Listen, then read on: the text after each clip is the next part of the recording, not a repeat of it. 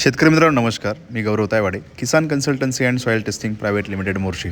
मागील व्हिडिओमध्ये तुम्हाला मायक्रो बडिंग दाखवली होती. आता जे संत्र्याची कलम बनवणं चालू आहे तिथे आपण आय बडिंग बघतो आहे. आय बडिंगमध्ये बघा हा जो आहे खुंट जो आहे हा जंबेरी खुंट आहे आणि हा जे आपल्याला डोळे लावणं चालू आहे म्हणजे मातृवृक्ष जो आहे तो नागपूर मेंडेरीन आहे. आता हा बघा अशा प्रकारे खडून काढला जातो आणि हा जिथून कट मारला होता तिथे हा पूर्ण फिक्स केला जातो. बघा अशा प्रकारे फिक्स केला जातो.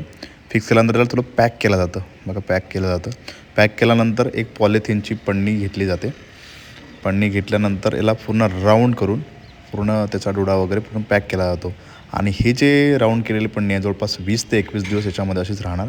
नंतर याची कटिंग होणार आणि आपल्यासाठी संत्रा कलम ही तयार होणार. अशा प्रकारे हे पूर्ण पॅक केलेलं आहे. भेटूया पुढच्या व्हिडिओमध्ये. कसं वाटला व्हिडिओ नक्कीच कमेंट करून सांगा.